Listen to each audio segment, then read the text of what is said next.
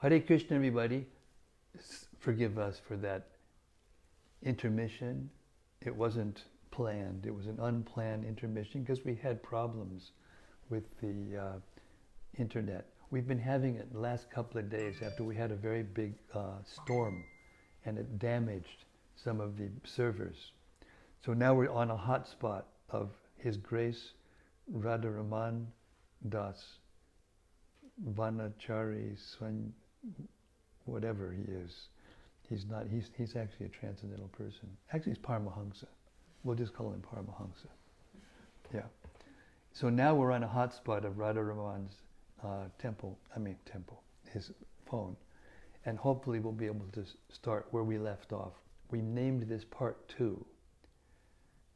Krishna is speaking to Nanda Maharaj to convince him to stop the Indra Yajna, the sacrifice to the demigod Indra, who is the one who controls the resources of the water especially, and other things, but especially the water. And we're starting off with text 19. Actually, that break happened just in the right place. Krishna is speaking to Nanda Maharaj, the Karma Mimamsa philosophy, which all Vaishnavas reject.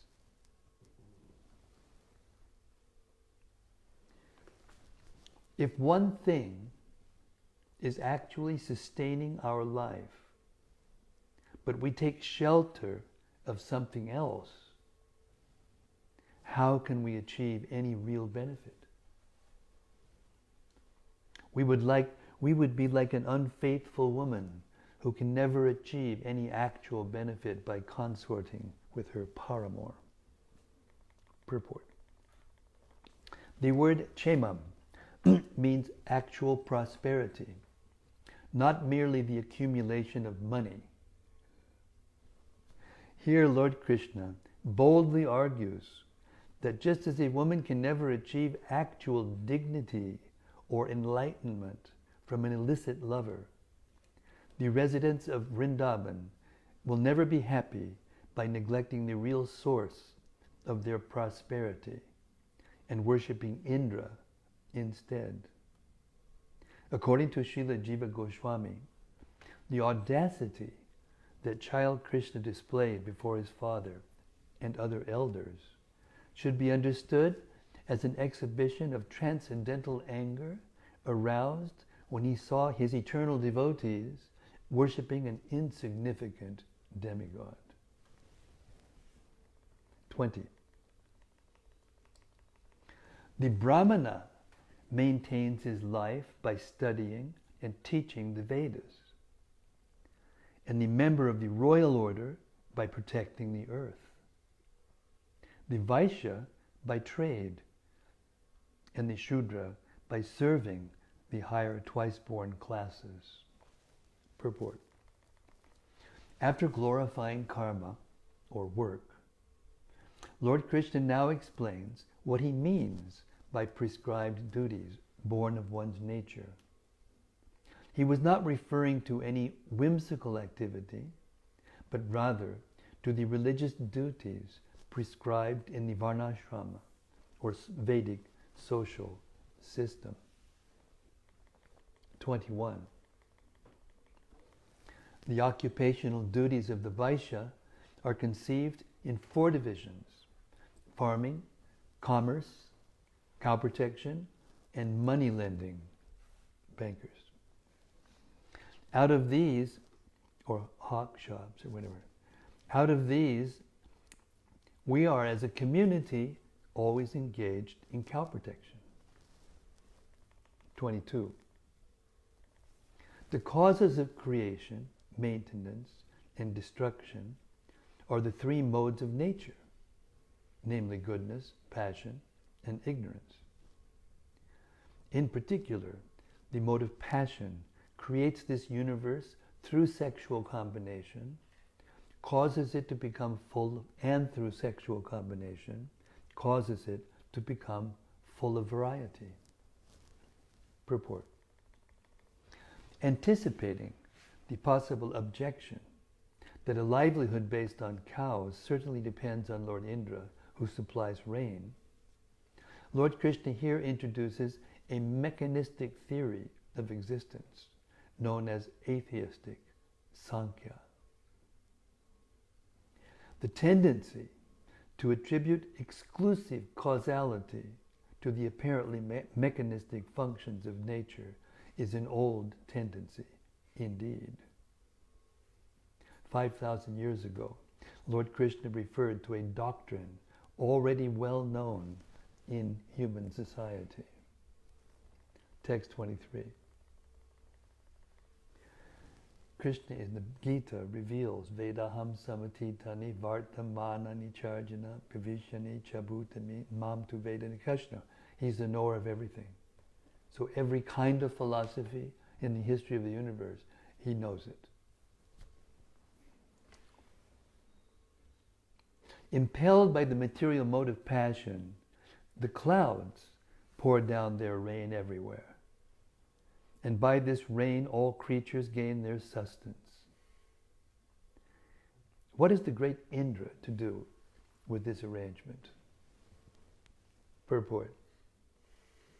Lord Krishna continues his mechanistic explanation of existence, concluding, Mahendra Kim Karshyati. Who needs the great Indra? Since the rain sent by the clouds, which in turn are impelled by the motive passion, is actually producing everyone's food. The word sarvata indicates that the clouds magnanimously send their rain even to the ocean, on the ocean, rocks, and barren land, where there is no apparent necessity for such sweet water. 24. My dear Father, our home is not in the cities or towns or villages, being forest dwellers. We always live in the forest and on the hills. Of course, his palace, Nandamar's palace, is more opulent than any palace in the whole universe. Purport. Lord Krishna here points out that the residents of Vrindavan should recognize their relationship with Govardhana Hill and with the forests of Vrindavan, and not worry about a distant demigod like Indra. Having concluded his argument, Lord Krishna makes a radical proposal in the following verse. Text 25. Therefore, may a sacrifice for the pleasure of the cows, the brahmanas, and Govardhana Hill begin. With all the paraphernalia collected for worshipping Indra, let this sacrifice be performed instead.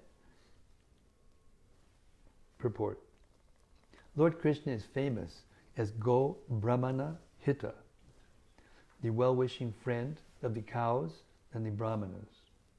Lord Krishna specifically included the local brahmanas in his proposal because he is always devoted to those who are devoted to the godly Vedic culture. 26. Let many different kinds of food be cooked, from sweet rice to vegetable soups, many kind of fancy cakes, both baked and fried, should be prepared, and all the available milk products should be taken for this sacrifice. Purport. The word supa indicates bean broth and also liquid vegetables. Oh, supa means soup. Sanskrit, perfect. You know, even English comes from Sanskrit. There you have it. Black and white, smoking gun. Thus, to celebrate the Govardhana Puja, Lord Krishna called for hot preparations such as soup, cold preparations like sweet rice, and all types of milk products. 27. The brahmanas, who are learned in the Vedic mantras, must properly invoke the sacrificial fires.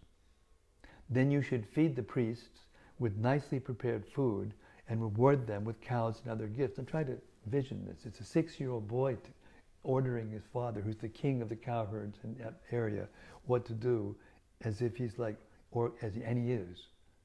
He actually is the source of all. He's called Yagyeshwar. He's the controller of all sacrifices. And now he's showing us how he can stay the controller of all sacrifices, even when he appears to be a 6-year-old boy, which is the proof that no one can become God. And Krishna, no matter what form he's in, he is God.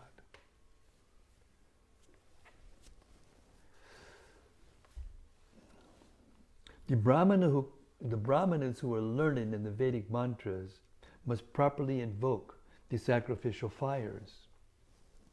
Then you should feed the priests with nicely prepared food and reward them with cows and other gifts. Purport. According to Srila Sridhar Swami, Lord Sri Krishna instructed his father and other residents of Vrindavan in the technical details of the Vedic sacrifice, to assure the quality of the sacrifice and also to inspire Nanda and the others with faith in the concept of such a sacrifice. Thus the Lord mentioned that there must be orthodox brahmanas, regular sacrificial fires, and proper distribution of charity. And things were to be done in the order given by the Lord. Text 28. After giving the appropriate food to everyone else, including such fallen souls as dogs and dog eaters, you should give grass to the cows and then present your respectful offerings to Govardhana Hill. Text 29. After everyone has eaten to his satisfaction, you should all dress and decorate yourselves handsomely, smear your bodies with sandalwood paste, and then circumambulate the cows, the brahmanas, the sacrificial fires, and Govardhana Hill. Purport. Lord Krishna wanted all the human beings, and even the animals, to eat nice Bhagavat Prasadam, sanctified foods offered to the Lord. To enthuse his relatives with a festive mood, he requested them to dress beautifully with fine clothes and ornaments, and to refresh their bodies with luxurious sandalwood paste. The essential activity, however, was the circumambulation of the holy brahmanas, cows, sacrificial fires, and especially Govardhana Hill. To this day, 5,000 years later, on Govardhana Puja that day, literally millions of people come and walk around Govardhana Hill. And if you could see it from above, which I think they probably have by now with some drone or something, it looks like there's a moving garland. All these colorfully dressed Brajbasis moving around the hill, which is 22 kilometers around, you know. It's very, very festive and very joyful and ecstatic, actually. It's ecstatic. Lord Krishna wanted all the human beings and even the animals to eat nice Bhagavat Prasadam, sanctified foods offered to the Lord. To enthuse his relatives with a festive mood, he requested them to dress beautifully with fine clothes and ornaments and to refresh their bodies with luxurious sandalwood paste. The essential, I'm repeating this again just to make it, to get it. The essential activity, however, was the circumambulation of the holy brahmanas, cows, sacrificial fires, and especially Govardhana Hill. Text 30. This is my idea, O Father. You may carry it out if it appeals to you. Such a sacrifice will be very dear to the cows, the brahmanas, and Govardhana Hill, and also to me. Purport. Whatever is pleasing to the brahmanas, the cows, and the Supreme Lord himself is auspicious and beneficial for the entire world. Spiritually blind, modern people do not understand this, and instead adopt a scientific approach to life that is rapidly destroying the entire earth. This was written a long time ago, the purport even. And now we're seeing it more graphically accelerate to the point where the rainforests are burning down in front of everyone's eyes. And the oxygen we need is being taken away by material nature because of misbehavior of the human society. Because the more they become against the Vedic culture, the more the material nature pushes back. Because it's against the law of nature. So Krishna is actually teaching the proper thing. Text 31.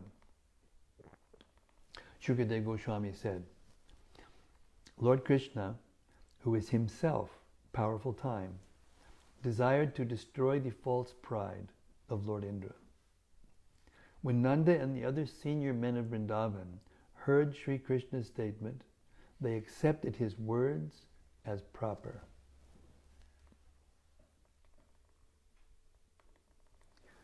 The cowherd community then did all that Madhusudana had suggested. They arranged for the Brahmanas to recite the auspicious Vedic mantras, and using the paraphernalia that had been intended for Indra's sacrifice, they presented offerings to Govardhana Hill and the Brahmanas with reverential respect.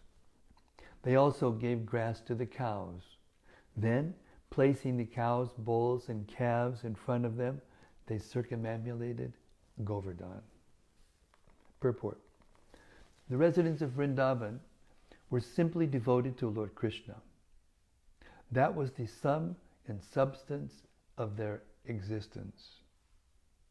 Being the Lord's eternal associates, they were ultimately not concerned with Lord Indra or ritualistic sacrifice. And they were certainly not interested in the mechanistic philosophy that Krishna had just spoken to them. They simply loved Krishna. And out of intense affection, they did exactly what he requested. Their simple loving mentality was not small-mindedness or ignorance, since they were devoted to the Supreme Absolute Truth, who contains within himself all existence. Thus the residents of Vrindavan constantly experienced the highest essential truth underlying all other truths, and that is Sri Krishna himself, the cause of all causes, and that which sustains the existence of all that exists. The residents of Vrindavan were overwhelmed in loving service to that Supreme Absolute Truth. Therefore, they were the most fortunate, most intelligent, and most pragmatic of all living beings. Text 34.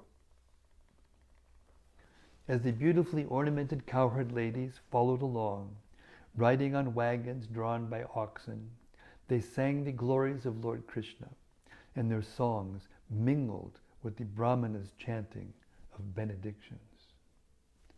So in order to realize the Supreme Absolute Truth in its highest form, or most completely, you don't have to go naked and live in the forest, or just a tree bark on, stop eating and sleeping. And you just have to love Krishna with all your hearts, full stop, without any argument, without any hesitation, and then you get everything. Text 35. Krishna then assumed an unprecedented, huge form to instill faith in the cowherd men. This form, by the way, appeared on top of Govardhana Hill. Declaring, I am Govardhana mountain, he ate the abundant offerings. And when we say abundant offerings, this is no joke. top of Govardhana Hill is really big, and the whole top of the hill was filled with different preparations and offerings. And Krishna just took the whole thing. Purport. In chapter 24 of Krishna, the Supreme Personality of Godhead, Srila Prabhupada writes, when everything was complete, Krishna assumed a great transcendental form and declared to the inhabitants of Vrindavan that he was himself Govardhana Hill, in order to convince the devotees that Govardhana Hill and Krishna are identical. Then Krishna began to eat all the food offered there. The identity of Krishna and Govardhana Hill is still honored, and great devotees take rocks from Govardhana Hill and worship them exactly as they worship the deity of Krishna in the temples. And here we have the present before us, presiding over this assembly during this auspicious, august assembly, hearing the Govardhana Puja, the Govardhana Shila, right there. This is the Govardhana Shila, and later on you can come up and look closely, because it'll disturb the whole thing if we do it. But you see right here, there's a blackish figure. This Shila was found by myself when I went out one day to find a Shila, after I'd been living there for a long time and worshipping Shila for a long time. And there's a black stone form of Krishna laying down on the bottom of this Shila. And right here in the middle of it, you see it's kind of like an orange, I don't know if you can see, an orange glow. And in the middle of that glow, there's a form of Radharani, and she's like this. And she's walking into the kunj, or into the cave, or wherever they are. Can't tell. I thought when I first picked it up, I was prepared to go all the way around the hill, and wait until a Shila jumped up and down and said, take me, some sentimental schlop, And as I was going to the hill to offer my obeisance, because our ashram is right across the street from the hill. And I was looking very carefully so I wouldn't step on any Shilas, because there's Shilas around the base of the hill. And at first, when I looked down, I saw this Shila. And it was kind of like the size and shape and color I was thinking of in my mind. And I picked it up, and then I saw this form. And I thought at first it was a brick, because I do a lot of construction, and there was some tar on the brick. Then I looked more carefully and said, no, that's not tar. Anyway, so I ran back into the ashram, washed it, put a little oil on it, put it on my altar. I said, my God, I'm going stark raving mad, because I'm seeing Krishna in that Shila. So I ran over and I got Sri Krishna, who is now a Sri Krishna Swami Maharaj, who is a saint. I mean a real saint, not just a pretender like me. He's a real saint. So I brought him in and I said, Maharaj, what do you think of this Shila? Because he knew what I was doing. He expected me to come back 12 hours later. And he looked at me and said, oh, look, there's Krishna. Just like that. And then I knew, this is it. So anyway, I worshipped him for years, and then now he's on the altar of the ashram, permanently installed there. So I'm just trying to get into the mood, kind of.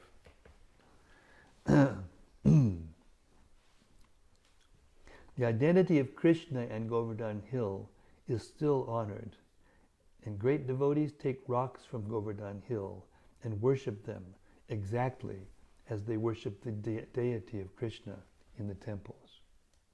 There's another Govardhana here that's presiding. Did you notice? He's right here. This is the first Govardhana Shila that was ever worshipped in an altar in ISKCON in the whole world. And it was brought to Govardhana without permission. And when Prabhupada found out about it, he gave permission to Yamuna to worship Radhalananishwara through that Shila. Now, before I actually was placed at Govardhana Hill as a resident, I was staying there, and I was worshipping that Shila in my mind and heart. And that's a whole story. But I can't tell you the whole story now. It's too long. I'll tell it to you someday. The followers of the Krishna consciousness movement may therefore collect small, excuse me, I went another place to turn off the sound and I have to get back to where I am. The followers of the Krishna consciousness movement may therefore collect small rocks or pebbles from Govardhana Hill and worship them at home, because this worship is as good as deity worship. Lord Krishna had induced the residents of Vrindavan to assume a significant risk on his behalf. He convinced them to neglect the sacrifice to what is, after all, the powerful government of the universe, and to worship a hill called Govardhana instead. The cowherd community did all this simply out of love for Krishna.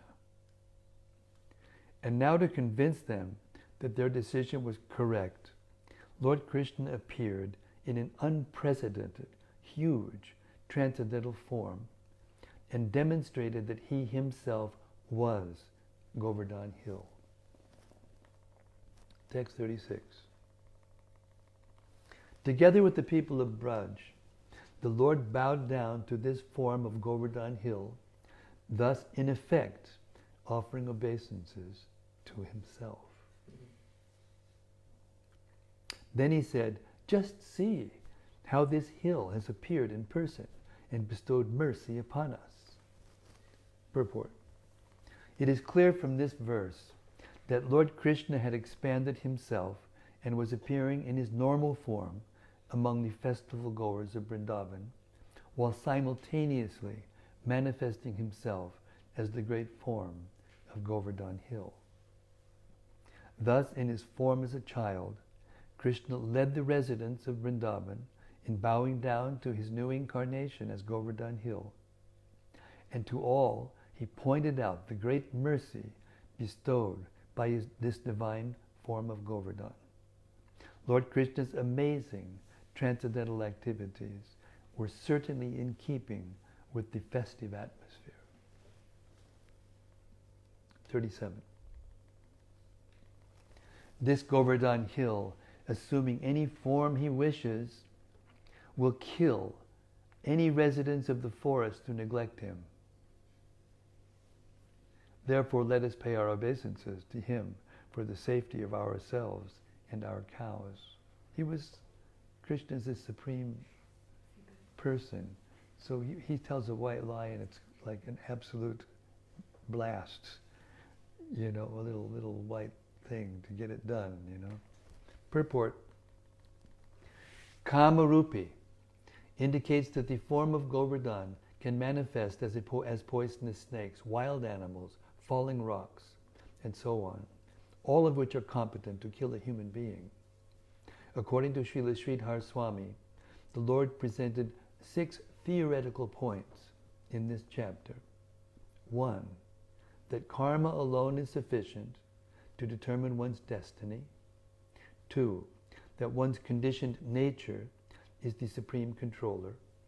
3, that the modes of nature are the supreme controller. 4, that the Supreme Lord is simply a dependent aspect of karma. And 5, that he is under the control. And 5, that he is under the control of karma. And 6, that one's occupation is the actual worshipable deity. Does that sound familiar? It's called work is worship. It's atheism. It's Krishna teaching atheism to get them to neglect Indra Yagya. And this is all done to wind up Indra. The Lord presented these arguments not because he believed them, but rather because he wanted to stop the impending sacrifice to Indra and divert it to himself in the form of Govardhana Hill. In this way, the Lord desired to agitate that falsely proud demigod, and at the same time, present the truth, the highest truth. 38.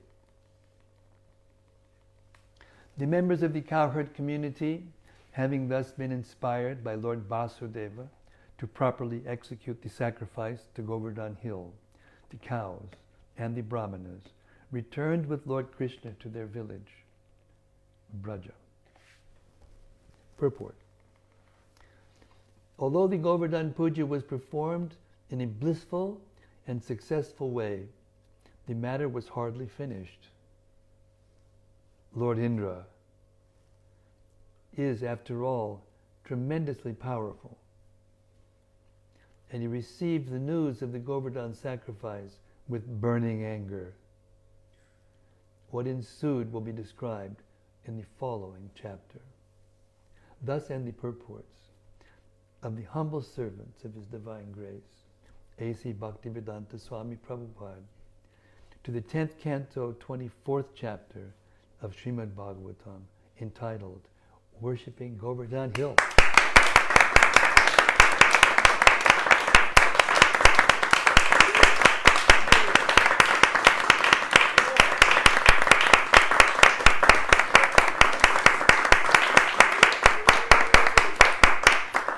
Okay, another act of the supreme drama of the history of the universe has ended. And we're going to curtain close. Now we're going to open the curtain again. It's like one encore after another forever. As long as you read this book, you'll be blissful. Promise. No end to the encores. Unending encores. Chapter 25. Lord Krishna lifts Govardhana Hill. This chapter describes how Lord Indra was overcome by anger when the residents of Braja cancelled his sacrifice, how he tried to push them by sending forth a devastating rainfall to Vrindavan, and how Lord Sri Krishna protected Gokula by lifting Govardhana Hill, and for 7 days using it as an umbrella to ward off the rain. Indra, angered at the disruption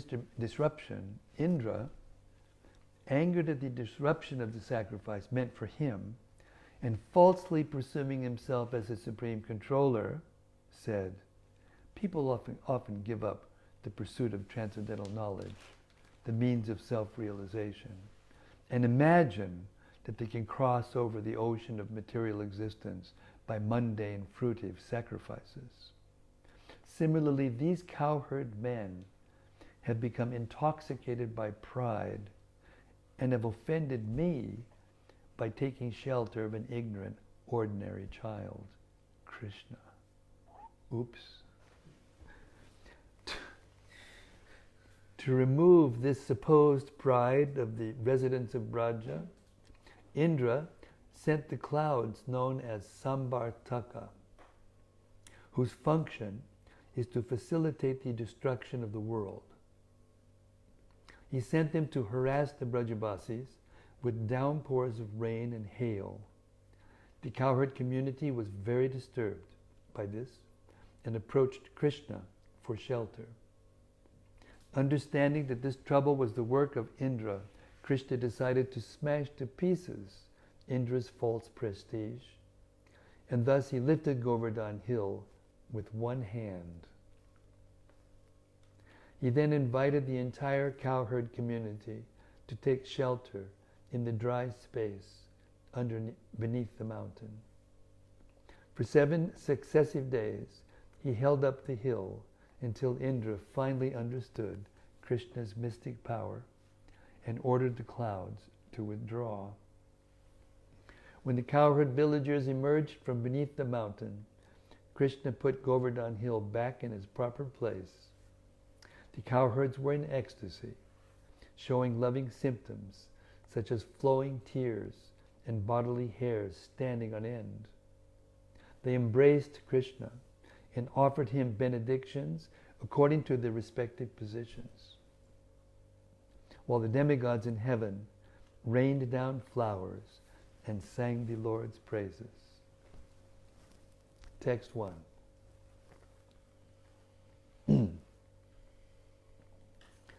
Shukadeva Goswami said, "My dear King Parikshit, when Indra understood that his sacrifice had been put aside, he became furious with Nanda Maharaj and the other cowherd men who were accepting Krishna as their Lord." Purport. At the very beginning of this chapter, Shukadeva Goswami reveals the foolishness of Indra and the absurdity of his anger.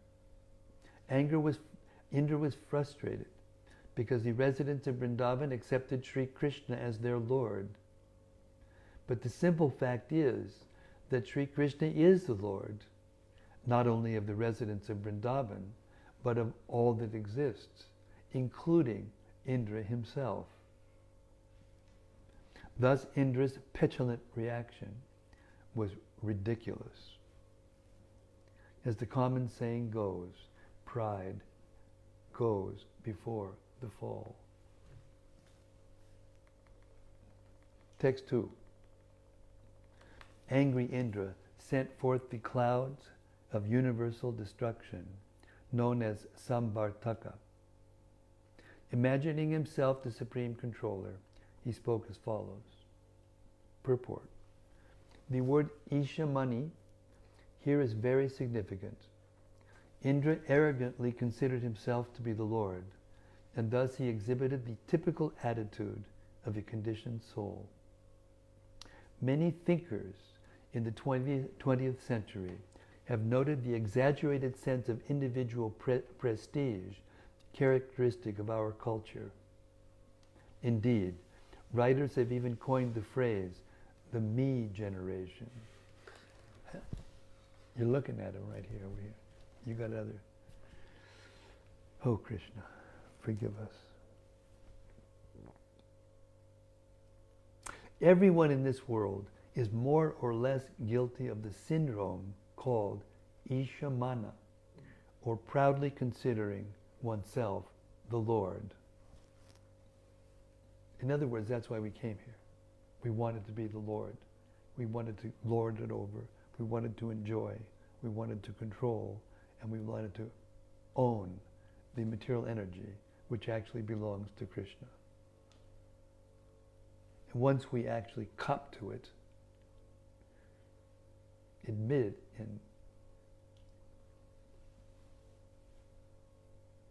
beg forgiveness, actually, of Krishna, and become humble and realize, actually, I'm only a little significant speck in this universe. What do I know?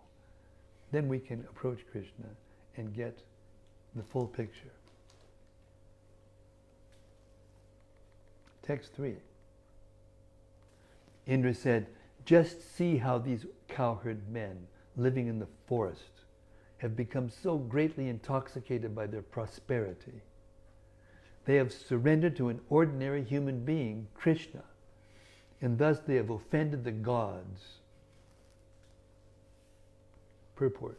Of course, Indra was really saying that the cowherd men had offended him. Indra, by taking shelter of Krishna, whom Indra considered to be a martya, a mortal. This was certainly a gross miscalculation on Indra's part. Text 4. Taking shelter of Krishna is just like the foolish attempt of men who abandon transcendental knowledge of the self and instead try to cross over the great ocean of material existence in the false boats of fruitive ritual sacrifices. 5. These cowherd men have acted inimically toward me by taking shelter of this ordinary human being, Krishna, who thinks himself very wise, but who was simply a foolish, arrogant, over-talkative child. I was with one of those today.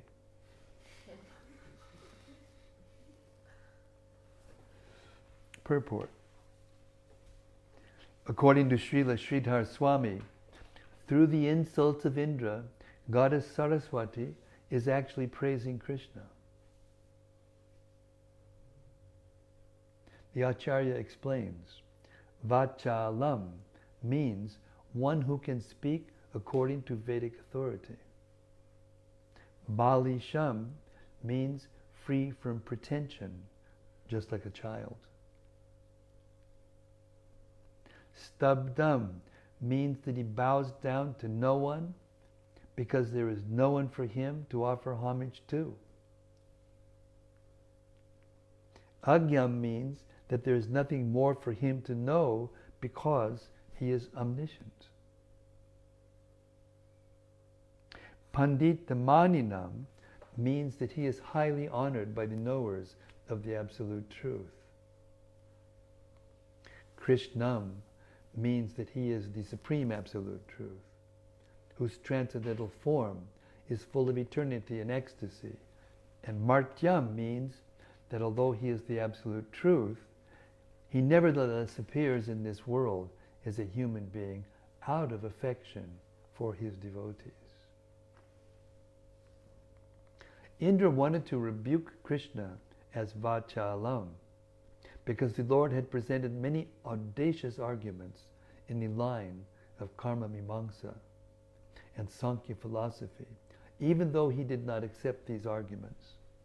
And thus Indra called the Lord Agya, foolish.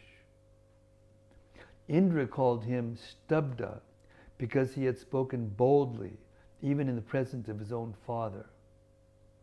Thus, although Indra attempted to criticize Sri Krishna, the Lord's transcendental character is in fact impeccable.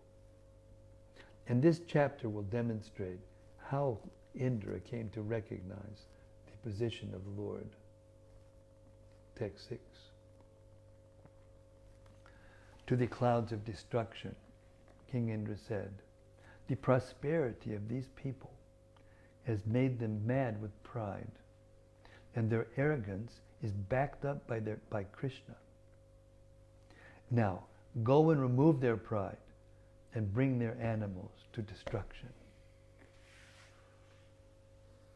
Purport. It is clear from this verse that the residents of Vrindavan had become highly prosperous simply by protecting cows. Since Indra wanted to destroy their so-called pride based on wealth by killing their animals. Well-tended cows produce large quantities of milk, from which come cheese, butter, yogurt, ghee, and so on. These foods are delicious by themselves and also enhance other foods, such as fruits, vegetables, and grains. Bread and vegetables are delicious with butter, and fruit is especially appetizing when mixed with cream or yogurt. Dairy products are always desirable in civilized society. Have you ever noticed how the vegans are a little gnarly sometimes? Have you ever noticed? We had a couple of real strong activists come to the reading in Houston recently, and they were just gnarly. Whatever you said, it was like, rah. The lips would curl in disgust, and they would come up with all these bogus mechanistic arguments,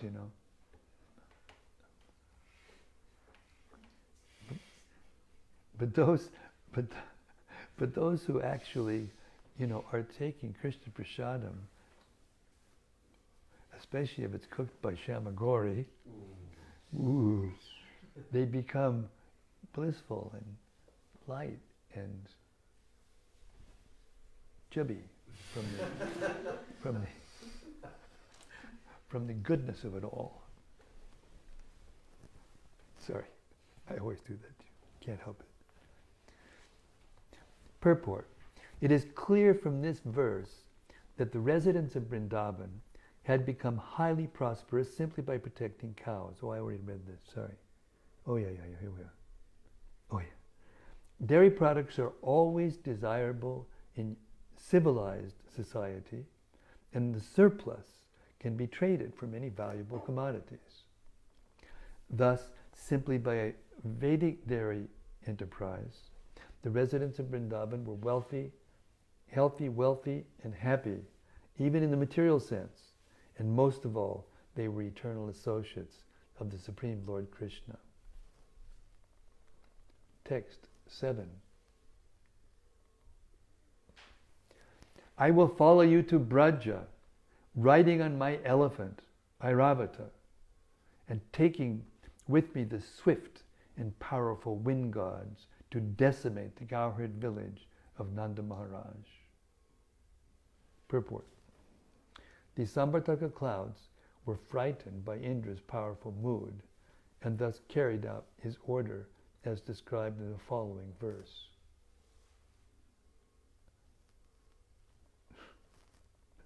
Text 8. Shukadev Goswami said, on Indra's order, the clouds of universal destruction, released untimely from their bonds, went to the cowherd pastures of Nanda Maharaj. There, they began to torment the inhabitants by powerfully pouring down torrents of rain upon them. Purport. The Samvartaka clouds could cover the entire earth with a single vast ocean. With great strength, these clouds begin flooding the simple land of Raja. This happens periodically in the universe.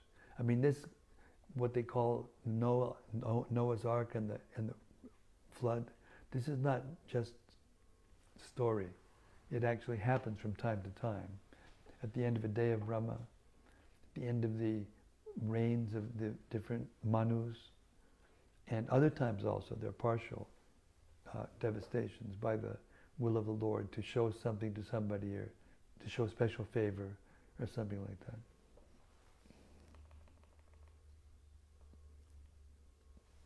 Propelled by the fearsome wind gods, the clouds blazed with lightning bolts and roared with thunder as they hurled down hailstones.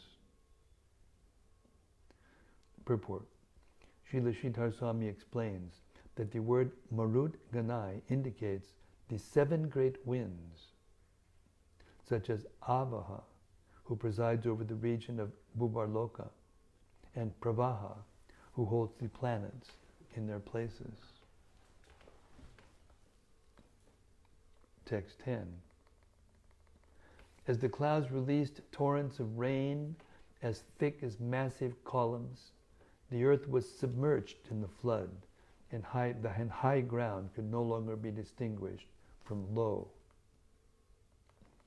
The cows and other animals shivering from the excessive rain and wind, and the cowherd men and ladies, pained by the cold, all approached Lord Govinda for shelter.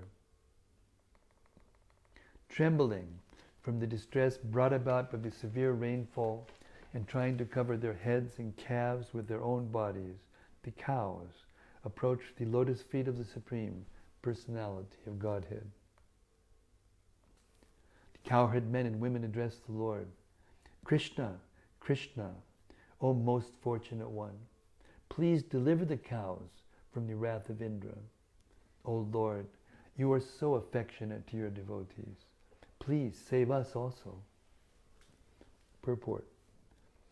At the time of Lord Krishna's birth, Gargamuni had predicted, Anena sarva durgani yuyam agyas tarishata, Bhagavatam 10.8.16.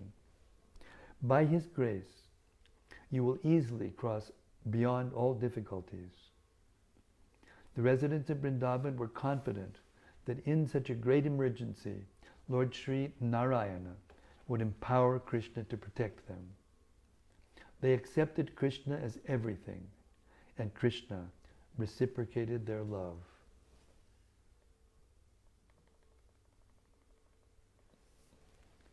I'll stop the reading here for tonight. Hare Krishna.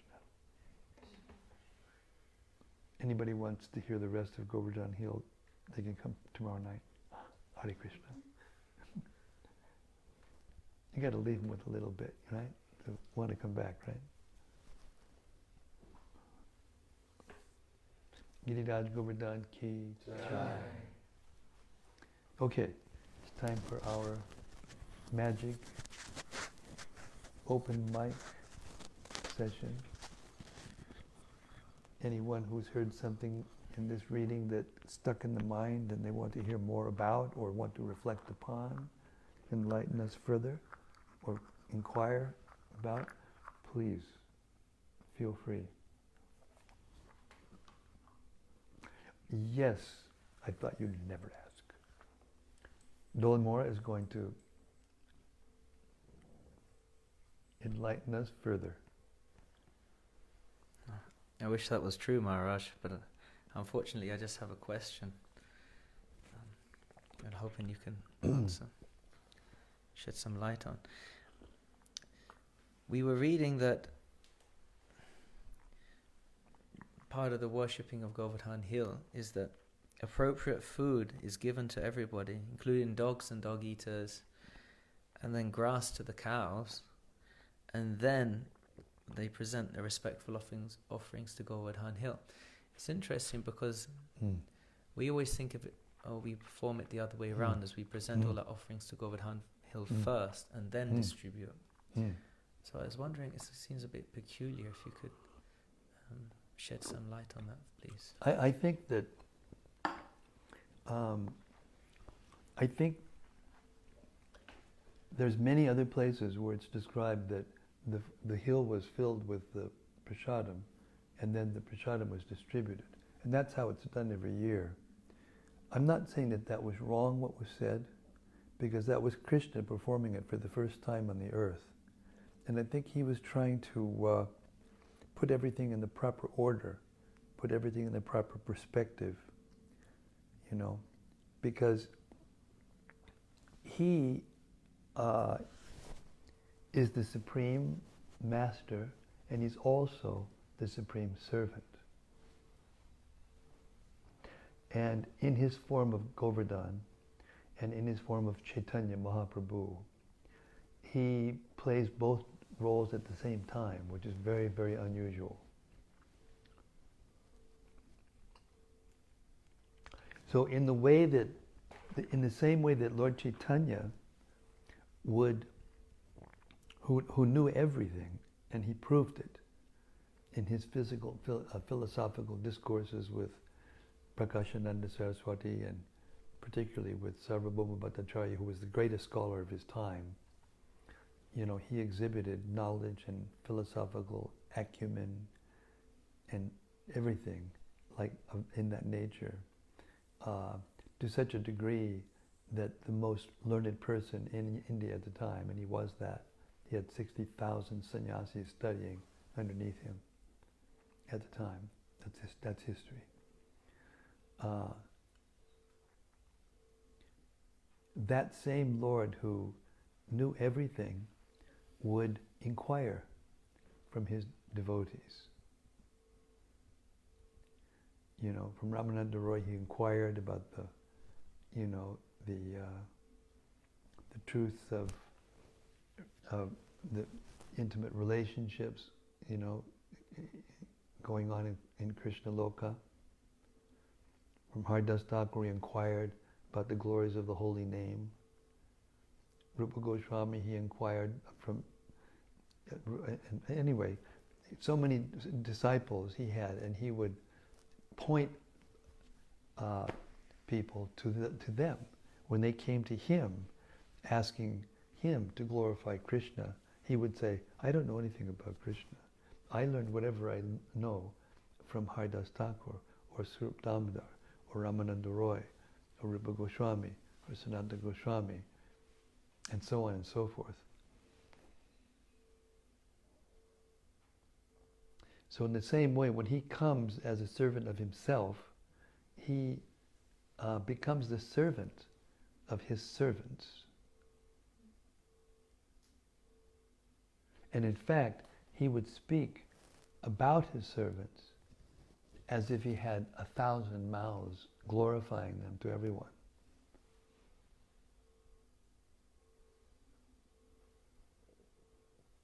One time, when the residents of, when the eternal associates of Lord Chaitanya in Navadvip were coming down to Jagannath Puri to visit the Lord, who had made his headquarters there on the order of his mother, a dog followed Shivananda Sen, who was in charge of paying for all the tolls going off across the rivers and finding, because they were walking. They didn't take a plane or a train, or they were walking. They walked all the way from, Navadvip to Jagannath Puri. That's a long walk. We have our expert Padayatri over here who knows about that. He's been walking all over India many times. And so then one day, and he would always, arrange for the food for the dog to get some rice and something to eat. And then one day, he was busy finding, places. It was a little more difficult that day, and he didn't come back for a while.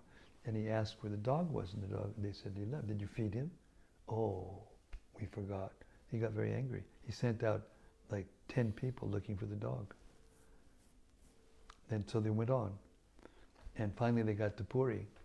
And they went to visit Lord Chaitanya. And who was sitting right next to Lord Chaitanya? That dog.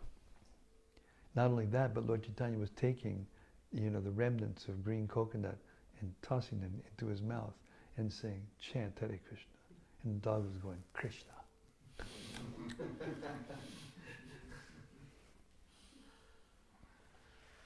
So I think it's kind of like that, because all of our acharyas, we offer to Govardhana first, and then we distribute the prasadam. But I think this is a very rare first event. Krishna, created expanded himself into a form atop Govardhana Hill and ate all the offerings.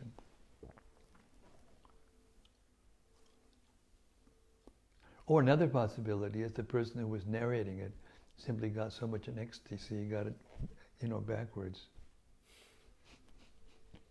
out of ecstatic love of God. That happens sometimes.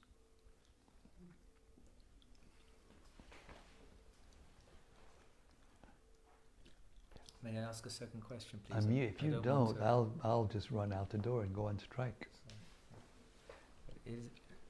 It's with regards to Govardhana Puja Day. There's a few times when I was in India, we celebrated Govardhana Puja by building a hill out of prasad, boga, halava and sweet rice, and kunds, and very beautiful.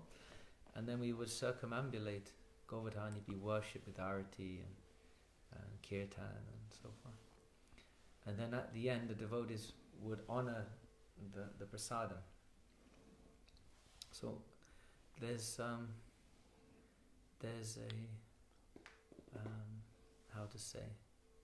view that perhaps is incorrect, that we shouldn't eat Govardhana Hill. So I was wondering, what do our acharyas say, or what do you know? Poetic. It's a poetic description.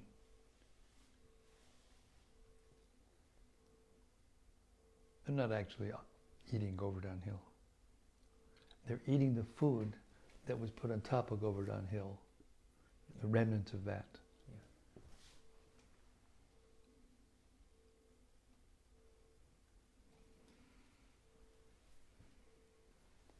Okay. Thank you. You're welcome.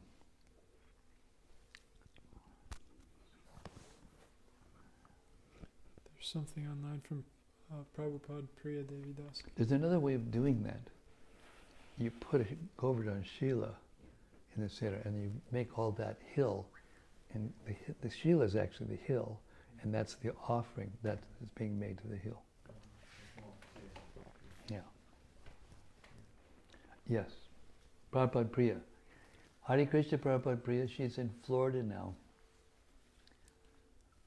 She says, I've heard that one can only get a Govardhan Shila if it's given to them by a Vrajvasi. But here it says that the members of ISKCON can go and pick up a small stone as you did. So what is the correct etiquette for that? He didn't say that they could go and just take it. That's inside that instruction are many other instructions of his, right? We shouldn't just go and take the whimsically and take it. We need to get permission from our spiritual masters. If you're a Brahmin and want to worship, It's not that we just go willy-nilly and, collect marbles and then worship them. It's not like that. Prabhupada didn't intend that. That's why, before this Srila was offered, he wouldn't allow it to happen in any temple, what to speak of just anybody, because he knew it was very elevated worship. But he's just making the point that, Govardhana Hill is non-different than Krishna. And Lord Chaitanya showed that in the way he worshipped the Srila that was given to him, that he took from Govardhana Hill, and that he gave to Raghunath Das Goswami, and gave the... So, yes, we have to take the hill, the Srila, from an authorized person, either our spiritual master or a spiritual authority, or resident of Govardhana. And if you can't do that, then you have to offer as much quantity of gold and leave it in the hill as an offering to Krishna, as much as you take the Srila. There are some, see the thing is, there are some in Govardhana that say that you can't take a Srila out of, but the motive of that is, you got to stay here and everybody's got to come here, because when everybody comes there, they get the bakshis from everybody. But the fact is that Lord Chaitanya did take a Srila, or somebody gave him it. I don't remember exactly the detail, but he did take it to Jagannath Puri, and he did give that Srila in Jagannath Puri to Raghunath Das Goswami, and told him to worship it as good as Krishna.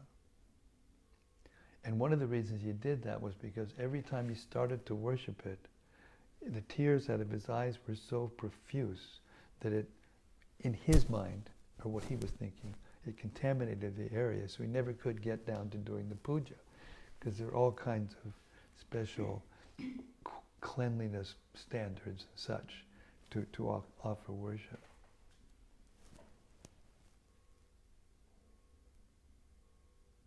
So I would take it like that it's okay if ISKCON devotees worship the Srila, but not just on your own, willy-nilly.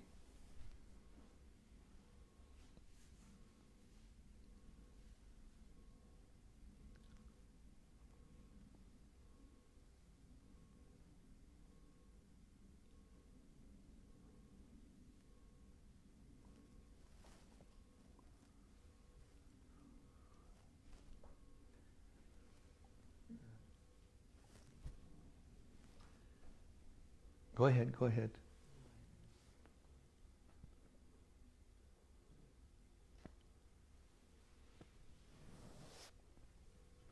It's gone.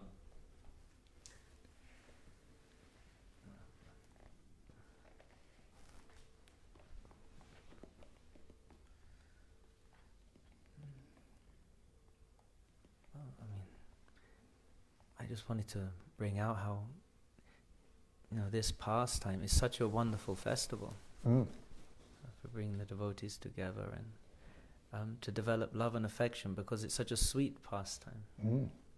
Like many of Krishna's pastimes are very sweet, but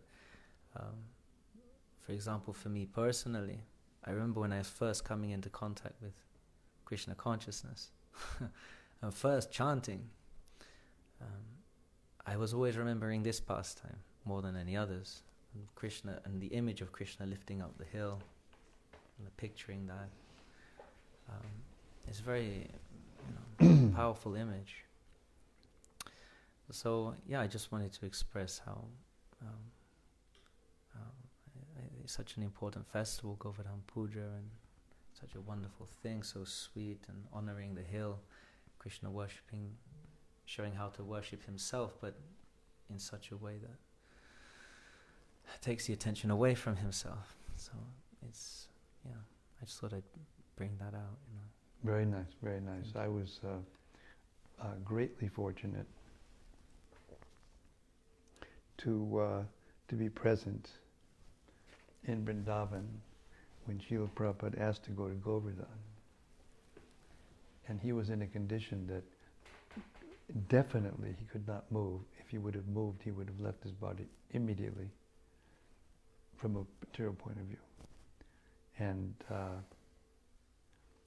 then Lokanath Maharaj was there, and he was making arrangements to get the bullock cart, and he was making arrangements to actually do it. Yeah. And then, Tamal Krishna Maharaj and a couple other intimate servants, they came to Prabhupada in the middle of the night. They couldn't deal with it. They couldn't deal with the thought of him going in a bullock cart at that time. And at that point, there was there was a possibility that he could get better. Actually, the possibility existed. Of course, we know what the actual reality was, but still, the Kaviraj was saying, please don't let him do this. He was just starting to eat something again, and anyway, there was a lot of variables going on. And then they came to Prabhupada and they told him that they couldn't live. If they had to see him get on that bullock cart and then leave and feel responsible, they wouldn't be able to live. And Prabhupada just immediately said, okay, I won't go. And then there was a controversy. There was a controversy. Not many, but 2 or 3 persons, I won't mention names, prominent persons, they started to criticize that decision. And their idea was, the Guru has given an order, and we have to follow that order. And if you don't, then you're an offender. So, and it was intense too. It was really intense. And then the next day? It was either the next day or the day after that Krishnadas Babaji, Prabhupada's godbrother, came. And he was very elevated. He was chanting Hare Krishna literally 24/7 and always laughing and jolly. He was like the personification of bliss. He was like a bliss ball, and everyone was so happy to see him, and Prabhupada was happy to see him. And he came and sat next to the bed, and he was like this, jolly, laughing, Hare Krishna, And Prabhupada said, well, Babaji Maharaj, what do you think? He explained to him the situation. And he went, I think they love you very much. And that was the end of the story with all of us. As soon as we saw that was it. We understood that it was pure love. Then after Prabhupada left, then we went out there was one deity, except for the deity on the altar of Krishna Balaram Mandir, which is very unusual, where Prabhupada installed them, and he was standing there in his own form on the altar. Very unusual, very, very transcendental, sweet, transcendental. And the next 2 days, I think it was, we all went out and we took this deity that had been given. No, Prabhupada gave it. It belonged to Palika, whose husband had taken sannyas. She was a sannyas widow, they call them. And she told Prabhupada, I can't do this without you, so you have to let me have a deity to worship of you. And Prabhupada said, all right, you can do that. Because she used to cook for him, and they were very close. And so we went out. We took that little deity, little brass deity this big, and we took it out in palanquin, and we bathed it in the Sangam between Radhakund and Shyamakund, and literally kind of installed it at a kind of a ceremony. And then we circumambulated Govardhana Hill with Prabhupada in front of us. And I was so fortunate. I got to lead the kirtan all the way around with, guess who? Agnidev. And we were drinking the dust of the Dham, literally. There was no pavement. Now it's all pavement around, and it's all ruined, really, actually. Not ruined, because it's the Holy Dham, but not the same sweetness. And when we came to the other side of the hill, and there was pavement going through the hill, through the town, we got back to the pavement, we started dancing, and we were put in another place. And that's when I decided I wanted to worship Govardhana Hill. That's a story I could tell you. It's a long story. How I ended up living in Govardhana. First Westerner devotee to live in Govardhana. Permanently. And so yes, we shouldn't, well, I can't say we shouldn't, because we have to ask questions and we have to see things according to the way we see things, according to our consciousness. But there's always ways to understand, you know, the layers of meaning in Srila Prabhupada's books, you know, without, you know, it intruding on our, you know, the sweetness of these pastimes.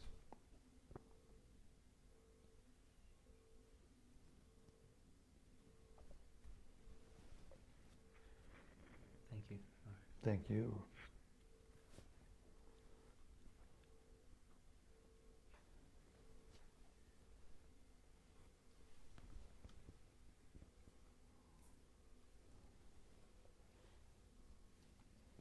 Any other transcendental?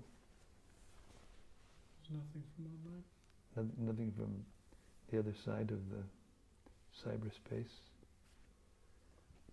Prabhupada Priya and Devi Dasi said thank you. Thank you, Prabhupada Priya.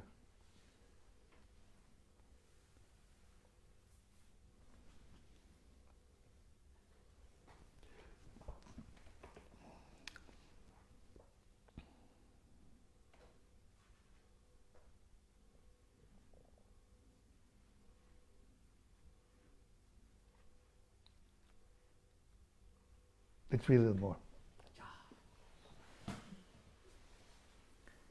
Okay. You got me. Text 14. Seeing the inhabitants of his Gokula rendered practically unconscious by the onslaught of hail and blasting wind, the Supreme Lord Hari understood that this was the work of angry Indra. Purport. Srila Vishwanath Chakravarti Thakur explains that the severe distress Indra apparently inflicted upon the residents of Vrindavan was an arrangement made by Sri Krishna's pastime potency to enhance the loving dealings between the residents and the Lord. The Acharya gives the analogy that for a hungry person, the pain of hunger increases the happiness he feels when he finally eats excellent food. And thus hunger can be said to enhance the pleasure of eating. Similarly, the residents of Vrindavan, although not experiencing ordinary material anxiety, felt a type of distress at the activities of Indra and thus intensified their meditation on Krishna. When the Lord finally acted, the result was wonderful. Text 15. Sri Krishna said to himself, because we have stopped his sacrifice, Indra has caused this unusually fierce, unseasonable rain, together with terrible winds and hail. 16. By my mystic power, I will completely counteract this disturbance caused by Indra. Demigods like Indra are proud of their opulence, and out of foolishness, they falsely consider themselves the Lord of the universe. I will now destroy such ignorance.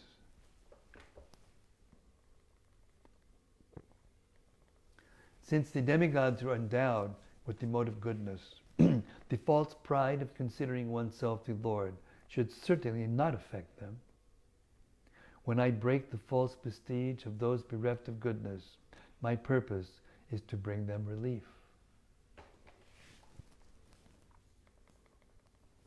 The demigods are supposed to be sadbhava yukta, endowed with spiritual existence, since they are deputed servants of the Supreme Lord.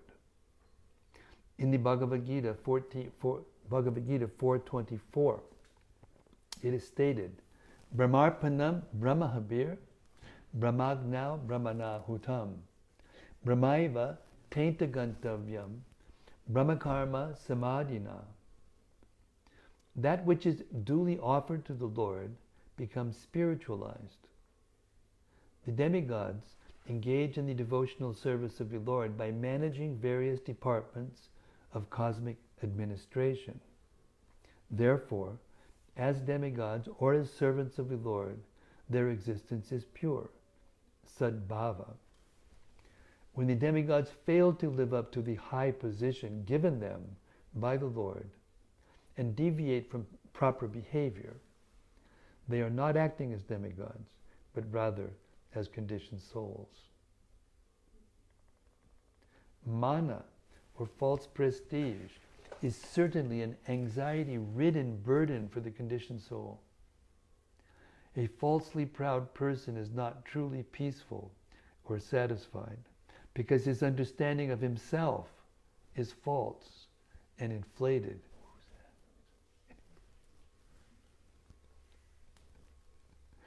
When a servant of the Lord becomes asat, or irreligious, the Lord saves him from impiety by breaking the false prestige that has led him to be offensive or sinful.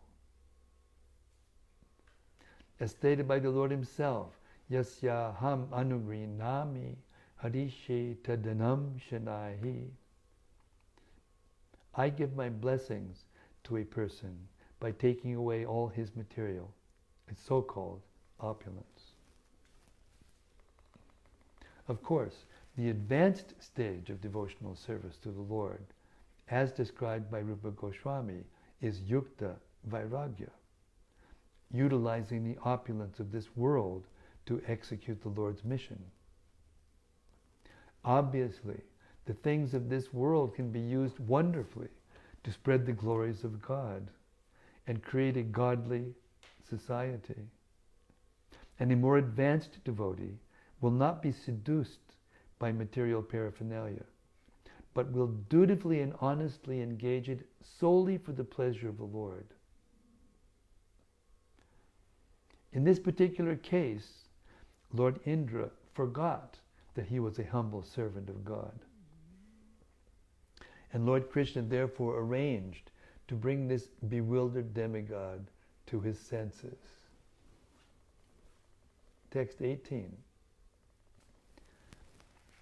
I must therefore protect the cowherd community by my transcendental potency, for I am their shelter. I am their master. And indeed, they are my own family. After all, I have taken a vow to protect my devotees. Purport. The word much charanam indicates not only that Lord Krishna was the sole shelter for the Brajajana, the people of Vrindavan, but also that Lord Krishna had established his home among them. Srila Vishwanath Chakravarti Thakur quotes from the Anikarta Varga Dictionary, Sharanam Griha Rakshitro. The word Sharanam can represent either home or protector. The residents of Vrindavan adopted Krishna as their beloved child, friend, lover, and life itself, and the Lord reciprocated their feelings.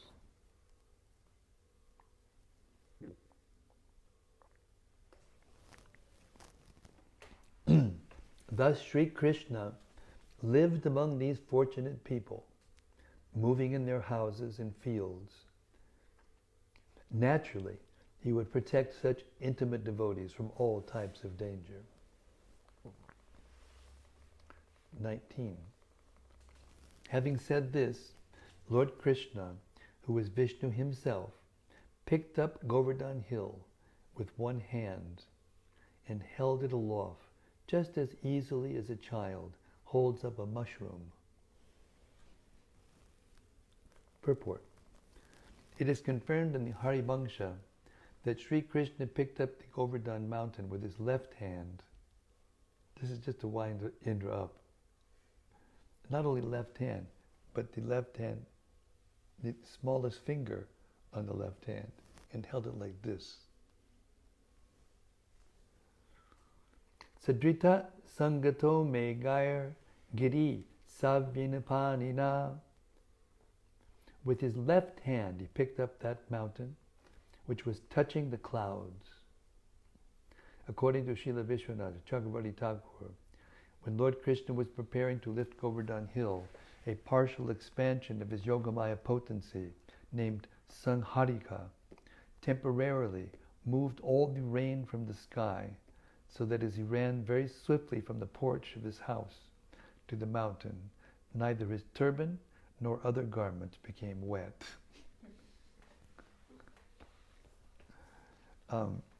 There's a description of Govardhana hill that describes, the sun in Govardhana. Mathura is on the eastern side, and the sun sets on the western side, on the other side of the hill. We're on the eastern side of the hill, our ashram. And when the sun was setting over the hill, it would cast a shadow on Mathura, which is about 20 kilometers away.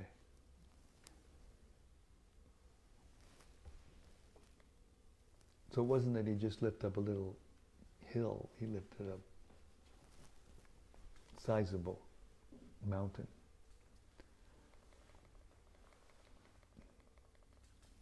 The Lord then addressed the cowherd community, O mother, O father, O residents of Braj, if you wish, you may now come under this hill with your cows. Purport.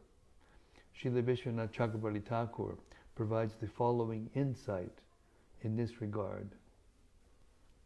Ordinarily, a large cowherd community, which included many thousands of cows, calves, bulls, and so on, could not fit under the base of a medium-sized hill like Sri Govardhana. However, because the hill was in ecstasy, being touched by the hand of the Supreme Personality of Godhead, it acquired inconceivable power and even felt the hundreds of deadly thunderbolts thrown upon its back by angry Indra to be offerings of soft, fragrant flowers. And another Acharya said it was like with scratching its back. Go ahead. Yeah. Oh yeah, good. At times, Sri Govardhana was not even aware that the thunderbolts were striking. From the Harivangsha, the Acharya has also quoted Sri Krishna himself as saying, Tri lokyam apyutsahate rakshitum kim punar brajam. Sri Govardhana can give shelter to all the three worlds. What to speak of the simple land of Braja? When Indra's attack began and Krishna lifted the hill, the deer, wild hogs, and other animals and birds standing on the hill's flanks climbed up to its peaks, and even they did not experience the slightest distress. In another shastra, it's described that when Indra was, and when the clouds first went to destroy, and then they saw that none of the living beings were even getting, their fur wet, or their butterflies were still nothing. They went back to Indra and they said, we don't know what's happening here, something strange is happening, because the residents, they're not disturbed by any of that. We're giving it our whole thing, we're like, enough to destroy the whole universe, and they're just not affected. I mean, they were terrified by the wind and the sound and the fury of it, but they weren't, none of them were destroyed. And the ones that got up on top of the hill, they became above the thing, and they didn't even get wet.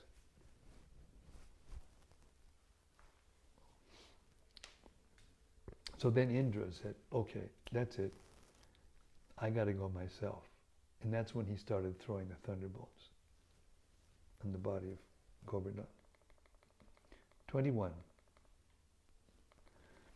You should have no fear that this mountain will fall from my hand. And don't be afraid of the wind and rain, for your deliverance from these afflictions has already been arranged. And Sudarshan Chakra came, and no wind and wet could come in, even though there was a big cavity, a big, basin caused by lifting the hill. And inside the hill, it became, by Yogamaya, it became transformed into a lovely, lush place to live with, grass for the cows and little bungalows for the, residents. They didn't even go to the bungalows. They just stood and looked to Krishna for 7 days.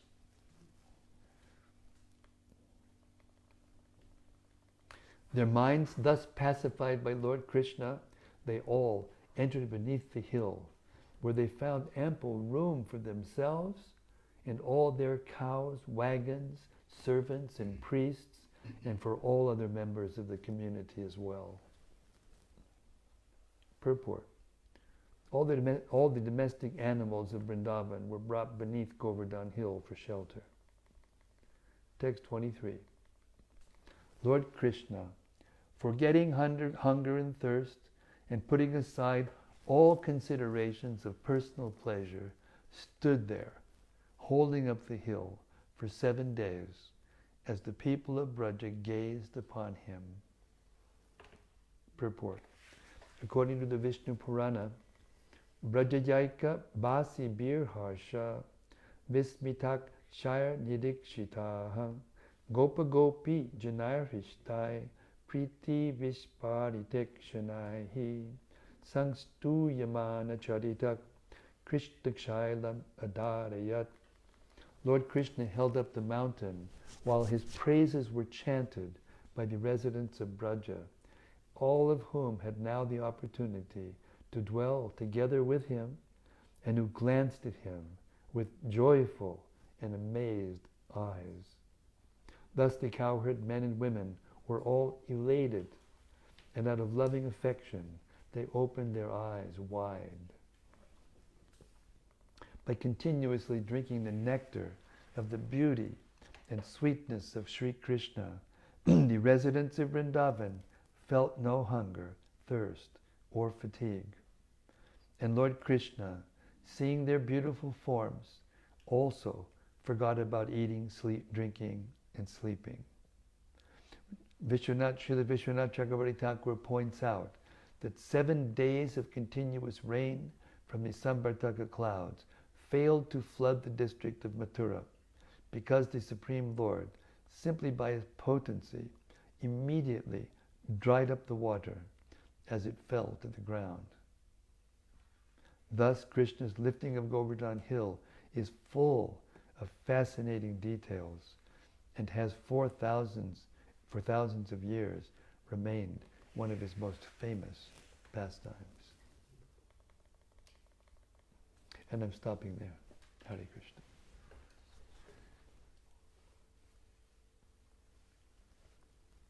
So again, the encore is over. Now we're going to stop.